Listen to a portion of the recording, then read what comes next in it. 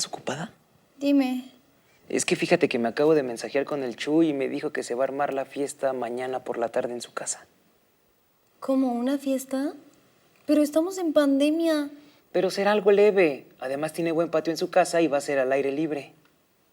Ay, no sé, Hugo, no me late. Es súper irresponsable, ¿no crees? Pues no sé. Al final ya llevamos un buen de tiempo encerrados y creo que es justo que veamos a otras personas. Además, estar aguantando todo el tiempo a tu hermana. Ay, ya sé, dímelo a mí. Pero, a ver, pon tú que nosotros no tenemos problema. Pero si por algo se llegara a contagiar los papás de Chuy o sus abuelos, imagínate. No, no te sientas mal por eso. Mira, si tú sabes que no has estado con ningún positivo, no tienes por qué preocuparte. No sé, Hugo, no me late. Anda, sí, buena hermana. Es más, márcale a Sofi y que vaya con nosotros. ¿Sofi? Déjame le escribo. No, es broma, es broma. Es solamente un experimento para mi clase de psicología.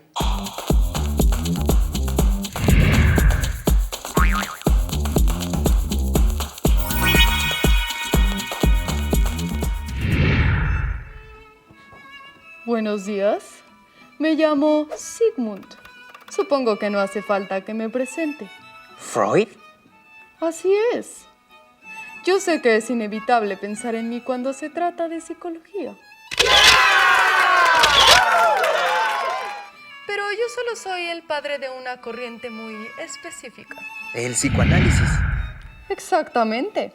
En realidad fue el fisiólogo y filósofo Wilhelm Wundt quien fundó el primer laboratorio de psicología experimental en la Universidad de Leipzig, Alemania, en 1879.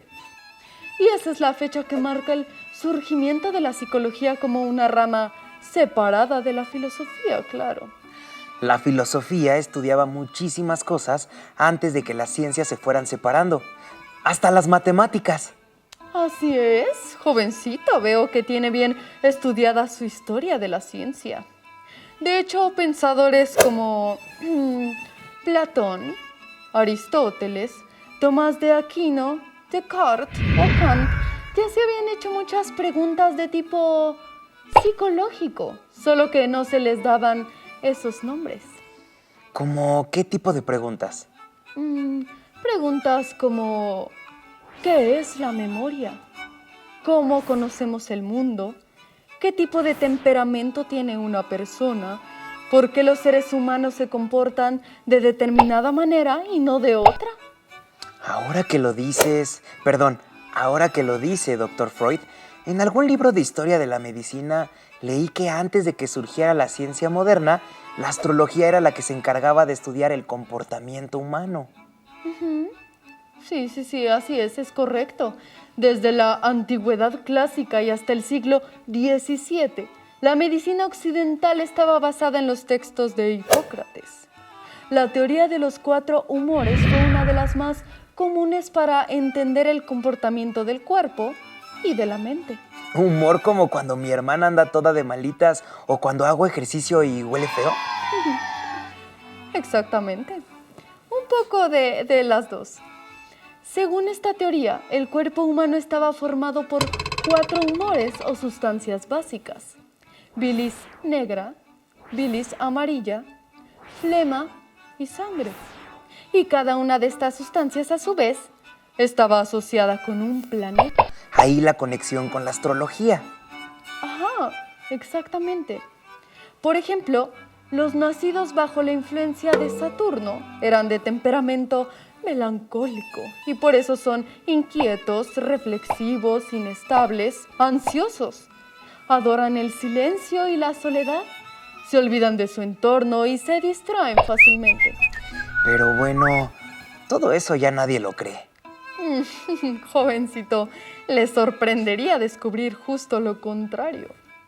Lo que sí leí hace poco, ahora que lo menciona, es que algunos autores comparan el psicoanálisis con la astrología, porque dicen que las dos se presentan como ciencias, pero realmente tienen fundamento y hasta las describen como un claro ejemplo de una pseudociencia. Yo lo sé, mi tan amado psicoanálisis siempre ha enfrentado fuertes críticas. Pero lo cierto es que de todas las ramas de la psicología es la que más ha revolucionado el estudio de la mente humana, en particular mis teorías sobre el inconsciente. ¿Nos puede ayudar a definirlo un poco mejor, doctor? Claro. El inconsciente, lo entendido como todo el contenido mental que permanece oculto, reprimido o simplemente fuera del alcance del conocimiento consciente. Lo que decía es que muchas de mis teorías se han extendido a los campos de la filosofía, la literatura y las artes, y por supuesto, la comunicación. Pero bueno, su tiempo ha terminado. Hasta la siguiente vez.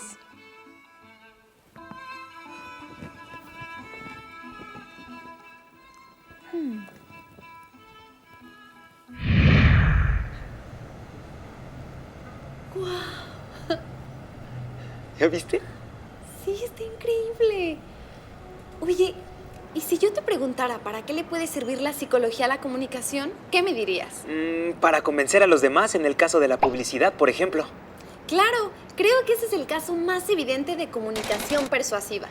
Aunque también todos sabemos, gracias al programa 2, que está la propaganda política. Así es, pero ahora no quiero que nos vayamos tan atrás en la historia y hablar de la retórica de Aristóteles. Quiero que investiguemos algunos puntos sobre el tema de la persuasión.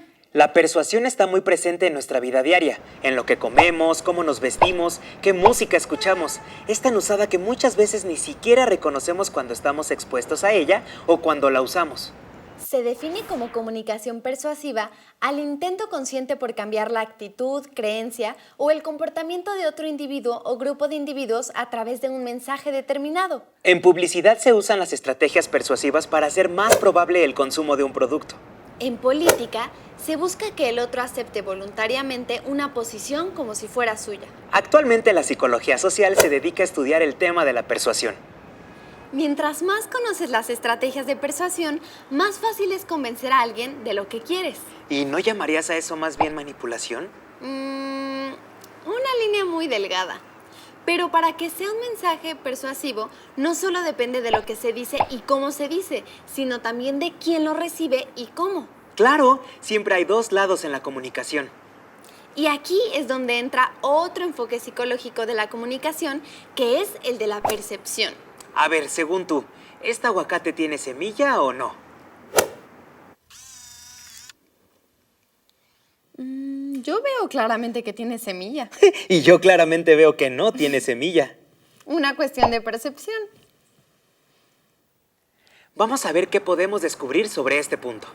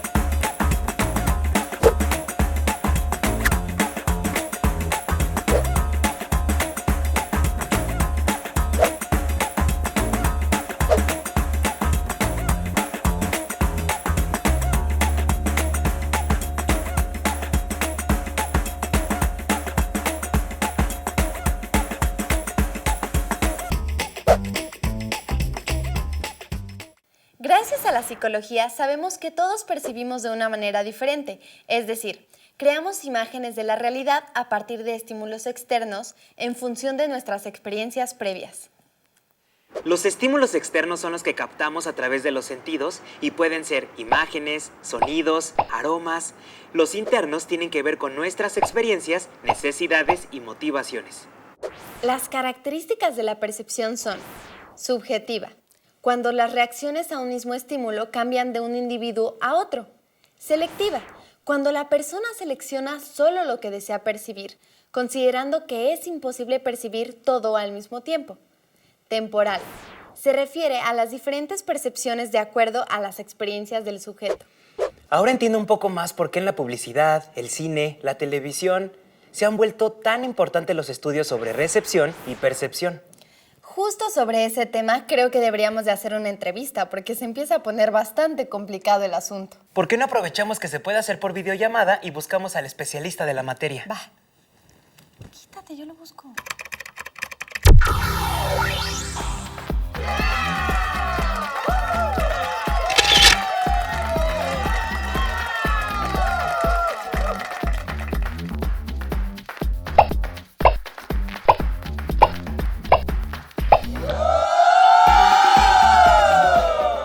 Hola, ¿cómo estás?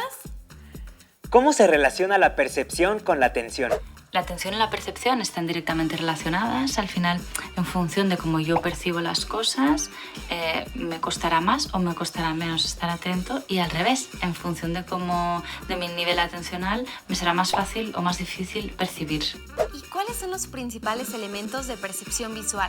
Intervienen diferentes elementos. Al final es un proceso, ¿no? Empieza con la vista, entonces toda esta información pasa por el nervio óptico y llega al cerebro. Al final, una cosa es la visión, que pasa en el ojo, y la otra es la percepción, que esta información se relaciona en el cerebro. A partir de aquí también vendrá condicionada por distintos elementos, por ejemplo, nuestra experiencia, nuestros conocimientos, nuestro entorno, nuestros intereses, está condicionada por muchas cosas. ¿Cuáles son los elementos principales de la percepción auditiva? A nivel auditivo, igual que ahora hablábamos de la percepción más visual, que es la más habitual o la más característica, a nivel auditivo sí que también interfieren pues lo mismo, ¿no? El oído y demás. Interferirá la cantidad de ruidos que hay externos, la intensidad del sonido que nosotros estamos escuchando, si es un sonido intenso, si no es intenso, si nos es agradable o no, si nos es familiar o no. Al final intervienen distintos factores, ¿no? Independientemente de nuestra capacidad a nivel auditiva. ¿En qué consiste la percepción del movimiento y el tiempo? Nuestras emociones interfieren en la percepción del tiempo. Al final, esto que nos pasa muchas veces, ¿no? Que dicen, "Ay, es que me lo estoy pasando súper bien y parece que me ha pasado el rato volando", ¿no? O al revés, cuando algo nos es desagradable, las sensaciones de que pasa el tiempo, pasa el rato, y al final, eso no termina nunca, ¿no?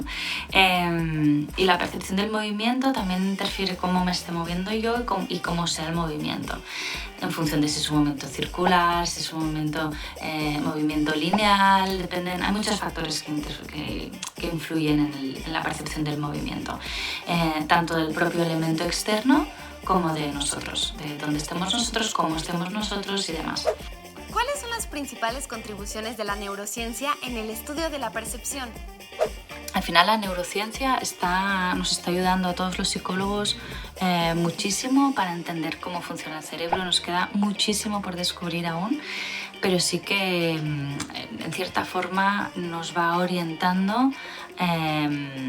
Por ejemplo, esto en publicidad nos ayuda mucho a entender qué es lo que llama más la atención al cliente, por ejemplo, es que en función de qué va a llamar más la atención un cartel publicitario o un anuncio en televisión o un anuncio en la radio, por ejemplo, a nivel más auditivo.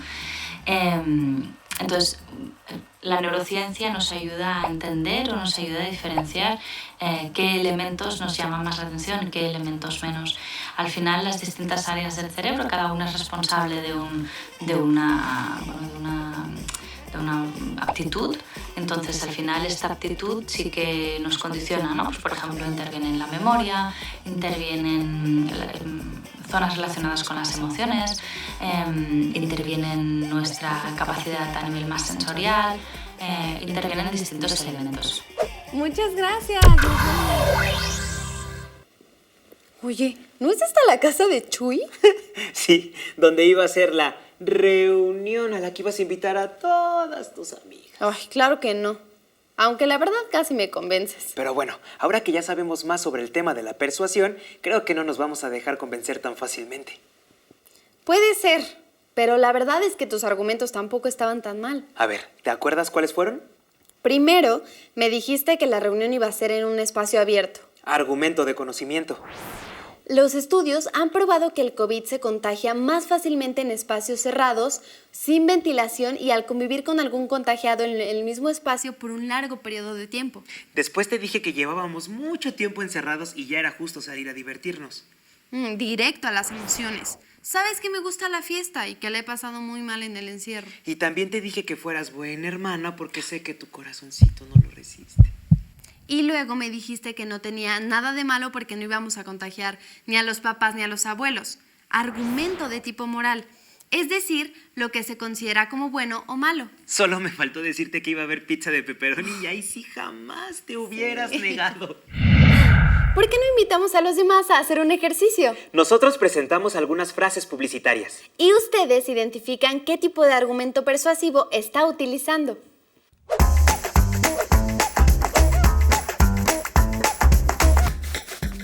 Demuestra una relación causa-efecto entre dos hechos.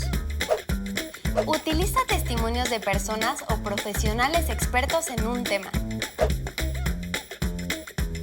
También llamado argumento basado en la experiencia, se basa fundamentalmente en los datos y experiencias vividas. Recurre a lo que opina o piensa la mayoría de la gente con relación a un tema. Se defiende una causa por valores éticos como la justicia, la generosidad, la libertad, el respeto. Busca provocar emociones relacionadas sobre todo con los deseos, miedos o dudas para conmover y suscitar una reacción de simpatía, empatía o rechazo. Se refiere no solo a creencias religiosas, sino también ideológicas o filosóficas. Contrario al argumento a favor del progreso, usa los valores, creencias o hechos que apelan a la tradición, a la identidad. Da prioridad a la belleza por encima de otras cualidades o valores para argumentar una opinión, idea o tesis.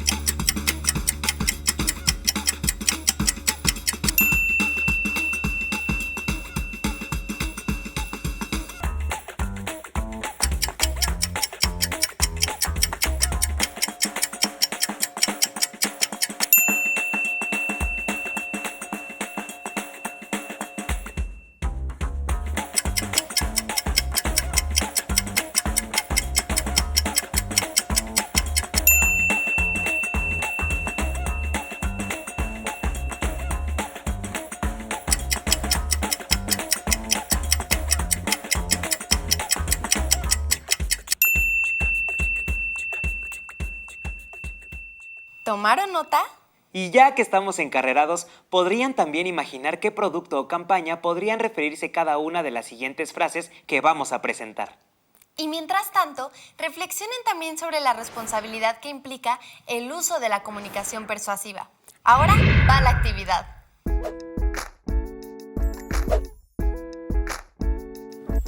Vota. Tú sabrás por quién, pero vota.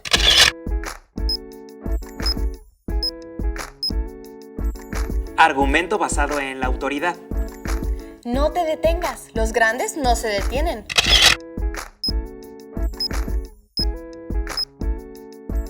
Argumento basado en los valores. Salud es futuro.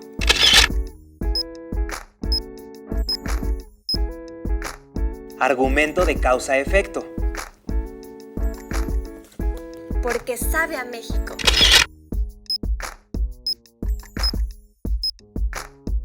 Argumento basado en la tradición. El viento nos llevará juntos.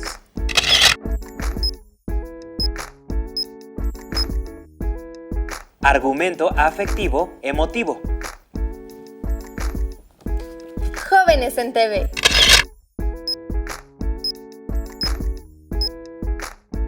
Un espacio de reflexión y construcción de conocimiento. Y así llegamos al final de este programa. Pero les quiero recordar que en comunicación nos hacemos de palabras. Y esto, como lo vimos el día de hoy, también implica asumir nuestra responsabilidad y una postura ética frente a la persuasión y percepción en la comunicación. Tratemos de ser honestos cuando buscamos convencer a alguien de algo, ya sea de política o en el consumo de mercancías. Y por supuesto, también hay que ser muy críticos cuando nos exponemos a este tipo de estrategias y argumentos publicitarios. Seguramente volveremos a abordar estos temas, pero esto ya será después cuando hablemos de comunicación interpersonal. ¡Nos vemos pronto! ¡Hasta la próxima!